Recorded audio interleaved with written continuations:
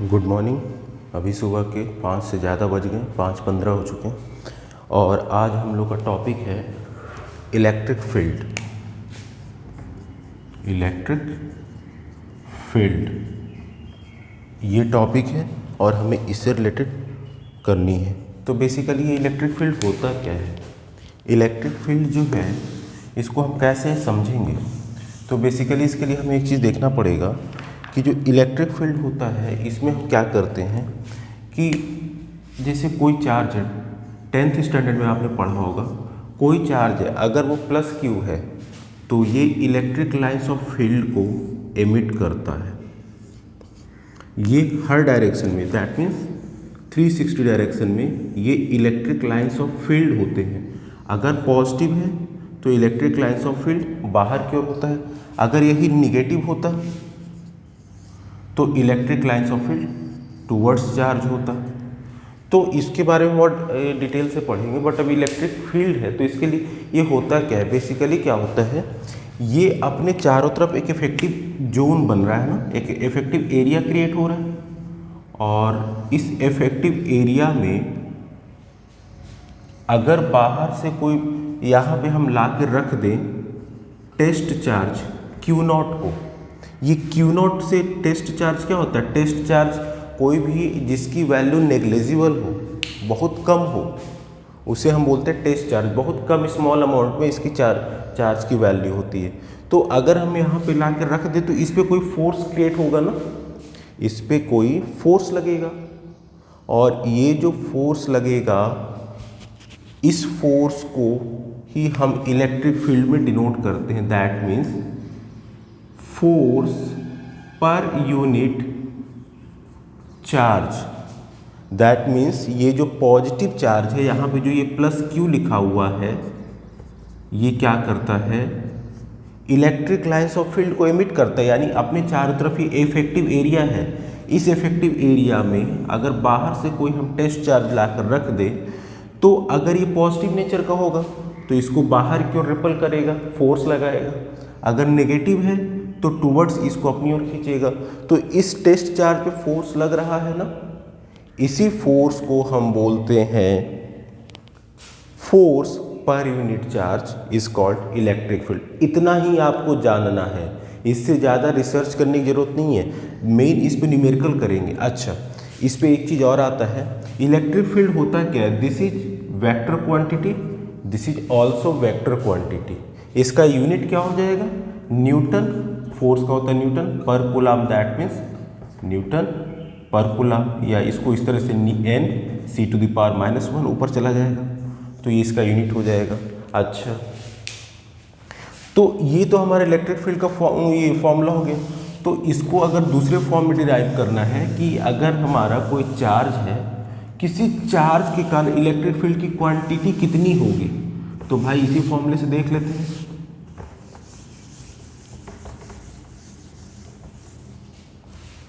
हमने बताया कि किसी टेस्ट चार्ज पे लगने वाला force per unit charge electric field होता है। फोर्स किसके बीच में? एक जो सोर्स चार्ज था और एक इसके बीच में। तो इस पे हम इलेक्ट्रोस्टैट का फॉर्मूला लिख लेंगे 1/4πε0 Q × Q0 अपॉन इनके बीच का डिस्टेंस हमने R मान लिया,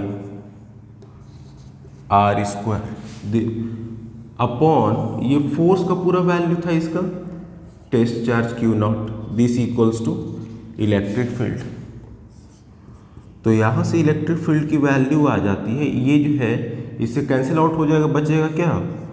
1/4πε0 Q/R²। तो ये अगर कोई पॉइंट चार्ज है जिसके कारण इलेक्ट्रिक फील्ड की वैल्यू ये होती है। This is formula for any point charge. बस अब इसी पे न्यूमेरिकल हमने लिख रखे, न्यूमेरिकल करना है। कितना छोटा सा टॉपिक है।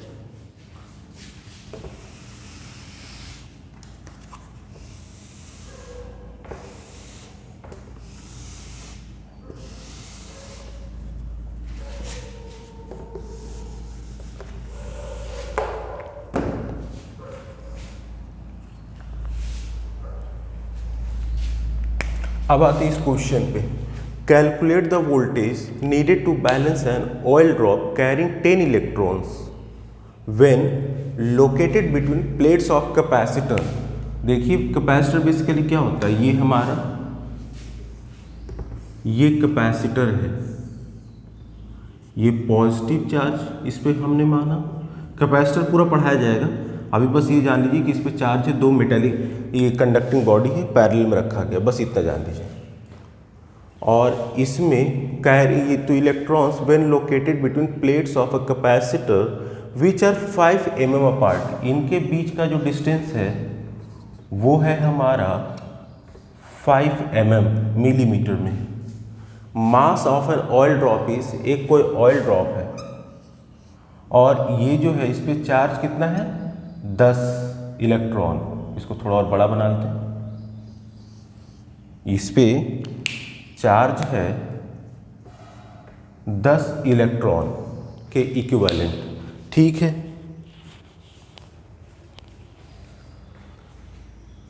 इलेक्ट्रिक फील्ड का डायरेक्शन क्या होगा हमारा, देखिए ये जो है अपना वेट नीचे की ओर लगाएगा और ये इलेक्ट्रॉन है ना, इसका नेचर क्या है, नेगेटिव है, इसको हम बाहर लिख लेते हैं, ये 10 इलेक्ट्रॉन है, माइनस है, माइनस चार्ज होने के कारण ये भी निगेटिव, ये भी निगेटिव, इस पे फोर्स किधर लगेगा, ऊपर की ओर, कौन सा फोर्स लगेगा, Q इंटू ई।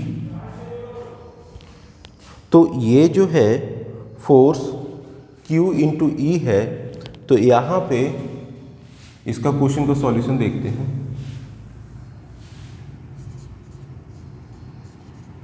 ये क्या हो जाएगा, देखिए क्यू ई जो फोर्स, ये नेगेटिव चार्ज जो है पैरेलल प्लेट पे, इसके कारण फोर्स ऊपर की ओर लगेगा और इसका अपना वेट के कारण mg नीचे फोर्स लगेगा, तो यहाँ पे Q into E equals to m into g, और यहाँ पे हमें निकालना क्या है बेसिकली वोल्टेज, और E इक्वल्स टू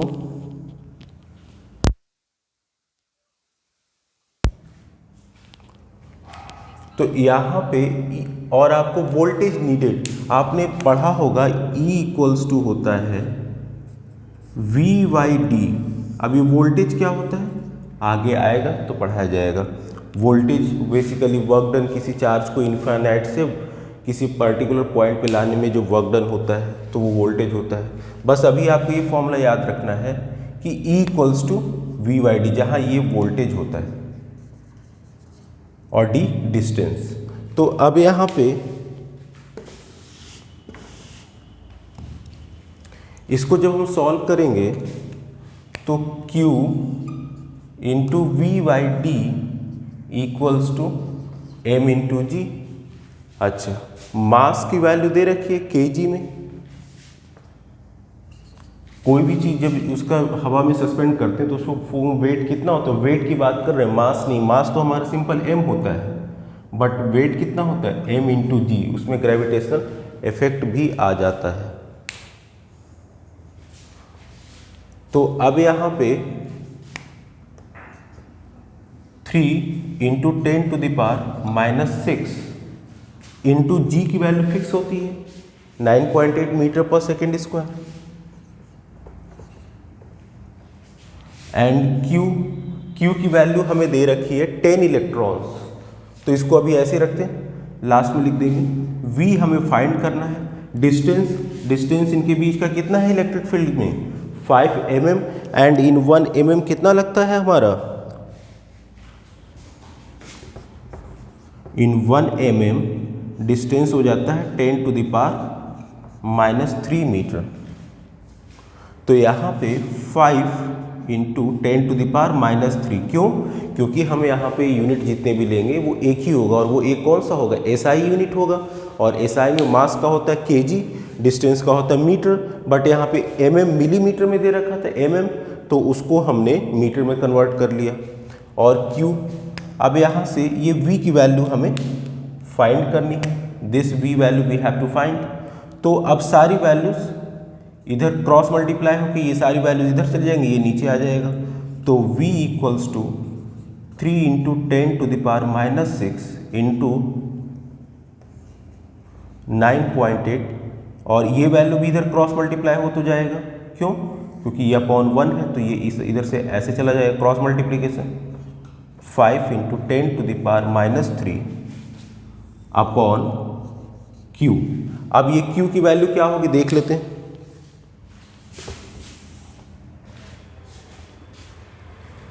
Q होता है बेसिकली हमारा, यहाँ पे एक गोला बना के देख लेते हैं। हमने पढ़ाया था आपको quantization of charge, Q equals to N, और N की वैल्यू कितनी है 10 इलेक्ट्रॉन्स। 10 इलेक्ट्रॉन्स हमारा 1.6 इंटू 10⁻⁻19, तो ये Q की वैल्यू होगी। ये वैल्यू यहाँ पे हम पुट कर देंगे 3 into 10⁻⁻6 into 9.8 into 5 into 10⁻³ into 10 into 1.6 into 10⁻⁻19। Sorry, ये जो होगा हमारा, ये वैल्यू Q की है ना, ये नीचे आ जाएगा। ये Q की वैल्यू यहाँ पे कितना, दिस 10 इंटू 1.6 इंटू 10⁻⁻19, तो ये वोल्ट है हमारा। V, इसका यूनिट भी वोल्ट ही होता है वोल्टेज का। तो जब आप इसको सॉल्व करेंगे तो ये वैल्यू आपका 9.3 समथिंग वैल्यू आएगा। नेक्स्ट क्वेश्चन पे चलते हैं।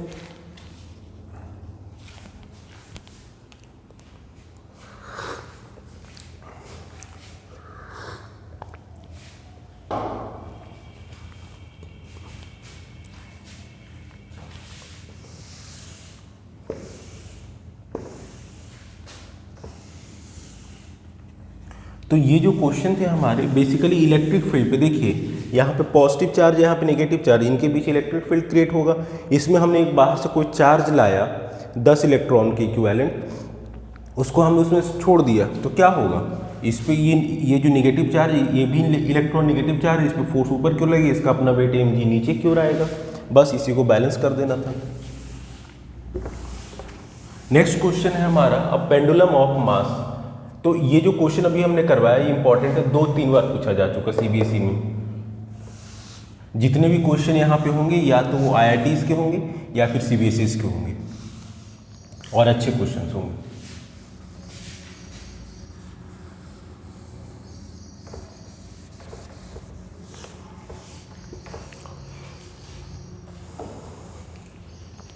अब यहाँ पे है a pendulum of mass 80 milligram carrying a charge of this amount of coulomb is at rest in a horizontal uniform electric field of this horizontal, यहाँ पे प्लीज मेंशन देखिए horizontal uniform electric field है। तो पहला चीज हम यहाँ पे देखते हैं कि ये हमारा एक पेंडुलम है, ये पेंडुलम है हमारा, ये पेंडुलम का बॉब है। इलेक्ट्रिक फील्ड का डायरेक्शन क्या है, हॉरिजेंटल है। और दूसरी चीज, इस पे चार्ज कितना है, इस पे ये जो हमारा है इस पे चार्ज है 2 इंटू 10⁻⁻8 कूलाम, ये बॉब पे चार्ज है। अब जब इस पे इलेक्ट्रिक फील्ड है, इलेक्ट्रिक फील्ड कैसा, हॉरिजॉन्टल है, दैट मीन्स ये इसको इधर लाने की कोशिश करेगा।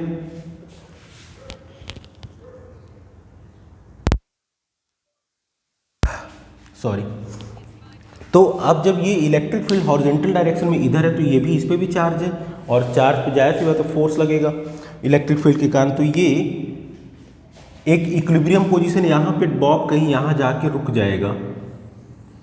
क्यों? क्योंकि इलेक्ट्रिक फील्ड है। इलेक्ट्रिक फील्ड ये इस पे जो चार्ज है, क्यू चार्ज है, जिसकी वैल्यू है 2 इंटू 10⁻⁻8 कूलाम, यहाँ पे आके स्टेबल हो जाएगा। अब जब स्टेबल होगा तो यहाँ पे कह रहा फाइंड टेंशन, और हमने पिछले क्वेश्चन में बताया था हमें ये ध्यान देना होता है कि फोर्स किस पे अप्लाई हो रहा है। तो ये जो चार्ज है इस पे फोर्स, इधर इस चार्ज पे फोर्स अप्लाई हो रहा है। पहला कौन सा, इस इलेक्ट्रिक फील्ड के कारण किधर, इधर की ओर। दूसरा कौन सा, ये जो थ्रेड है, ये जो थ्रेड है इसको, भाई ये कोई चीज़ है तो ये इसको नीचे की, ये है तो इसको ऊपर की ओर खींच रहे हैं, तो इस पे हम फोर्स किधर क्यों लगा रहे हैं, ऊपर की ओर। ये जो है नीचे की ओर खींच रहा है, बट हमें फाइंड करना है कि ये जो है, जैसे ये थ्रेड है, ये पेंडुलम इस तरीके से, और ये बॉब है, तो बॉब को ये थ्रेड किधर की ओर खींच रहा है, ऊपर की ओर। तो सारे फोर्सेज जो बॉब पे लगते हैं उसकी वैल्यू फाइंड करनी है। तो यहाँ पे जो टेंशन होगा, इसको थोड़ा सा और नीचे लिख देते हैं, ये जो टेंशन होगा ऊपर की ओर होगा। वेट हमें पता है, वेट हमेशा याद रखिएगा, वेट हमेशा हॉरिजॉन्टल डायरेक्शन में mg लगता है, चाहे ऑब्जेक्ट यहाँ हो तब भी mg लगेगा, ऑब्जेक्ट यहाँ हो तब भी mg ही लगेगा। ये नहीं कि ये फिर mg ऐसे हो जाएगा, नहीं, mg इज ऑलवेज इन, सीधा mg होगा नीचे की ओर 90 डिग्री पे, बिल्कुल, चाहे ऐसे हो इस पोजीशन में थीटा एंगल पे, या फिर ये सीधे हो, दोनों ही कंडीशन में। अच्छा,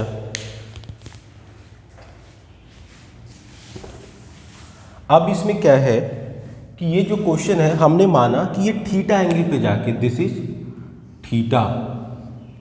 थीटा एंगल पे जाके ये इक्विलिब्रियम में आ गया है इस इलेक्ट्रिक फील्ड के कारण। एक्चुअली अगर इलेक्ट्रिक फील्ड नहीं होता तो ये बॉब जो इस पोजीशन में रहता, बट इस पे अपना समथिंग चार्ज है और इलेक्ट्रिक फील्ड का डायरेक्शन दे रखा है, हॉरिजॉन्टल यूनिफॉर्म डायरेक्शन है, जिसकी वैल्यू भी आपको दे रखी है 2 × 10⁴ वोल्ट पर मीटर। तो ये इसको इधर ले जाएगा और यहाँ पे आके एक पोजीशन ऐसा होगा जहाँ पे इक्विलिब्रियम में हो जाएगा, मतलब कि वहाँ पे इलेक्ट्रिक फील्ड की जो वैल्यू है वो इसको बैलेंस कर देगा, इससे आगे बॉब नहीं जाएगा। नेक्स्ट, तो अब यहाँ पे क्या होगा, ये T है, तो इसको हमने यहाँ से ऐसे बनाया। अब ये देखिए, ये थीटा है तो ये भी थीटा होगा, ये T को हम इधर लिख देते हैं, this is T। T means tension, tension है ये हमारा। अच्छा, ये थीटा अगर ये है तो ये भी थीटा होगा, this equals to, you know, इस तरीके से, जैसे यहाँ पे है और ऐसे है, ये है तो दिस इक्वल्स टू दिस होता है ना। तो वही चीज़ ये पैरेलल, अगर यहाँ पे एक लाइन पैरेलल खींचें तो दिस इक्वल्स टू दिस, तो यहाँ पे ये हमारा थीटा हो गया। अब हम इसको जरा ध्यान से देखिए, इसको हम हॉरिजॉन्टल और वर्टिकल में कंपोनेंट रिजोल्यूशन करते हैं। ये हमारा, ये लाइन T है और ये हमने बनाया एंगल थीटा, ये y एक्सिस है। Component resolution is most important for physics, specially in magnetic field and electric field. और ये x एक्सिस है, तो ये क्या होगा, ये कंपोनेंट और ये कंपोनेंट क्या होगा। तो हमने बताया था, चलिए इसको हमने हल्का सा, ये जो साइड है इतना हमने यहाँ पे इस तरह से ले लिया। अब अगर हम cos थीटा लेंगे, ये हमने ले लिया A B and this point is C। cos theta क्या होगा, base AC upon hypotenuse BC, और BC की वैल्यू कितनी है, ये T ही तो है BC की वैल्यू। तो यहाँ पे cos theta equals to AC upon T, तो यहाँ से T cos theta equals to AC। तो AC हमारा क्या आ गया, T cos थीटा, ये AC, तो ये हमारा कंपोनेंट आ गया T cos थीटा। हमने बताया था कि अगर कोई वेक्टर है और ये हमारा जिस एक्सिस से एंगल बनाएगा उस एक्सिस के अलावा उसका कौन सा कंपोनेंट हो जाएगा, कॉस कंपोनेंट। अगर कोई भी क्वांटिटी लेते हैं तो अगर वो जिस एक्सिस से एंगल बनाता है, यहाँ पे किससे बनाया है, y एक्सिस से ये t एंगल बना रहा है, तो इसके अलावा कौन सा कंपोनेंट आ जाएगा, t cos थीटा। और ये जो दूसरा एक्सिस जो बचा उस पर कौन सा आ जाएगा, t sin थीटा। कैसे आएगा देख लेते हैं, पैरेललोग्राम लॉ से। यहाँ पे ये हमने मान लिया d, ये हमारा पॉइंट है d, इसकी यहाँ से इतना, जिस तरह से इतना वैल्यू हमने इसके अलाउंग लिया था उतना ही वैल्यू यहाँ पे ले लेते हैं, तो ये पॉइंट है हमारा D। अब जैसे साइन थीटा लेंगे तो परपेंडिकुलर अपॉन हाइपोटेन्यूज, परपेंडिकुलर ये हो जाए, क्यों, क्योंकि एंगल ये है हमारा, तो इसके सॉरी ये हो जाएगा परपेंडिकुलर, तो इसके सामने की जो साइड होती है परपेंडिकुलर होती है, तो ये हो जाएगा, और ये इसकी इक्विवेलेंट यहाँ पे सी डी है अपॉन हाइपोटेन्यूज, हाइपोटेन्यूज क्या है सी बी, और यहाँ पे ये जो सी बी पॉइंट है इसकी वैल्यू क्या है टी, तो यहाँ से sine theta equals to C D upon T. अब यहाँ पे क्रॉस मल्टीप्लाई करेंगे तो टी इधर चला जाएगा, तो सी डी इक्वल्स टू क्या हो गया टी साइन थीटा, यही तो हमने लिखा है यहाँ पे C D equals to T sine theta. तो ये कंपोनेंट रिजोल्यूशन बहुत इंपॉर्टेंट है, स्पेशली जो सब्जेक्टिव और अच्छे क्वेश्चंस के होते हैं। तो यहाँ पे यहाँ से हमने ये निकाला कि इधर वाला जो है ये हमारा हो जाएगा टी कॉस थीटा, ये वाला सॉरी टी साइन थीटा, ये यहाँ पे आ जाए क्योंकि यही पॉइंट हमने लेकर रखा है, ये चार्ज यहाँ पे था, तो ये हो जाएगा हमारा टी साइन थीटा, और ये कंपोनेंट क्या हो जाएगा टी कॉस थीटा।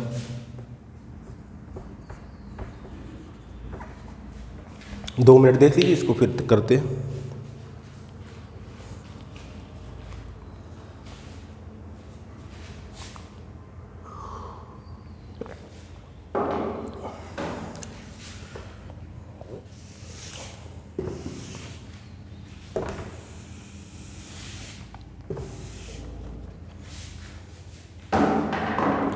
अब है यहाँ पे, तो भाई ये सारी चीज़ें बैलेंस हो गई। अब देखिए ये हमारा जो था, इसको इधर लिख देते नहीं आप कंफ्यूज हो जाएंगे, दिस इज टी टेंशन इस थ्रेड में, बॉब ये थ्रेड जो है बॉब पे किधर लगाएगा, बॉब को ऊपर क्यों खींचेगा ना। अब बॉब जो है ये जो बॉब है इसको धागे को नीचे क्यों खींचेगा, लेकिन हमें फोर्स किस पे निकालना है इस बॉब पे, तो बॉब पे थ्रेड किधर क्यों, थ्रेड ऊपर क्यों खींचेगा ना, इसलिए ऊपर की ओर। ये कॉस थीटा ये साइन थीटा कैसे अभी मैंने बता दिया। अब यहाँ पे क्या होगा, बेसिकली ये अगर Q चार्ज है और इस Q चार्ज की वैल्यू आपको दे रखी है 2 × -10⁻⁸ कूलाम, तो इस पे फोर्स इलेक्ट्रोस्टैटिक फोर्स किधर लगेगा, इधर क्यों लगेगा, तो ये हो जाएगा हमारा QE। तो यहाँ से देखिए T cos थीटा को mg बैलेंस कर रहा है, तो यहाँ लिखेंगे ये हमारा T cos थीटा को mg बैलेंस कर रहा है, और ये T sin थीटा को QE। कैसे, T sin थीटा इधर है तो QE इधर है, इन दोनों को हम डिवाइड करेंगे, तो जब हम डिवाइड करेंगे तो T sin theta upon T cos theta equals to QE upon mg। T से T कैंसिल आउट हो जाएगा, ये और ये बचेगा क्या, sine theta upon cos theta that is tan theta equals to QE upon mg। Value रख देंगे QE की, Q की वैल्यू क्या है 2 × 10⁻⁸ कूलम। कौन सा Q, ये जो Q है। इलेक्ट्रिक फील्ड की वैल्यू कितनी दे रखी है, इलेक्ट्रिक फील्ड जो है ये देखिए वोल्ट पर metre, E equals to V/D, बस आप इतना याद रखिए वोल्ट पर मीटर भी इलेक्ट्रिक फील्ड की वैल्यू होती है। अभी जब हम वोल्टेज पढ़ाएंगे आपको तो उसमें बहुत अच्छे से कर देंगे। तो 2 × 10⁴ ये जो है अपॉन मास कितना दे रखा है 80 मिलीग्राम, इसको हम किस में कन्वर्ट करेंगे किलोग्राम में,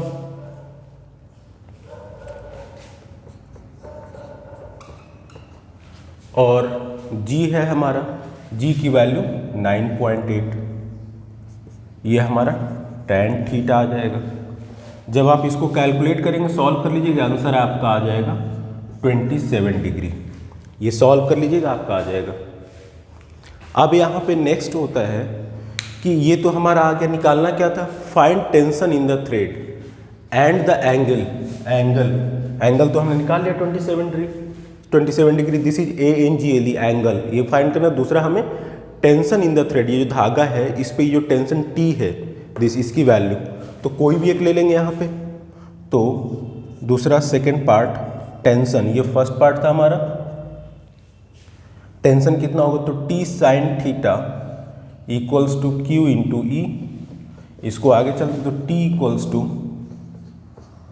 QE upon sine theta, Q की वैल्यू हम लिखेंगे 2 into 10 to the power -8, electric field 2 into 10 to the power 4 upon sine 27 degree. इसको सॉल्व कर लेंगे हम तो आपका आ जाएगा 8.81 into 10 to the power -4 newton. तो ये वैल्यू आ जाएगा। इस पे कुछ और क्वेश्चंस हैं जो कि इलेक्ट्रिक फील्ड के पॉइंट चार्ज पे होते हैं, वो नेक्स्ट इसके बाद का जो लेक्चर वीडियो अपलोड होगा उसमें होगा, तो देख लीजिए, अच्छे क्वेश्चंस हैं। और आज के लिए इतना रखते हैं, नेक्स्ट वीडियो में मिलते हैं फिर।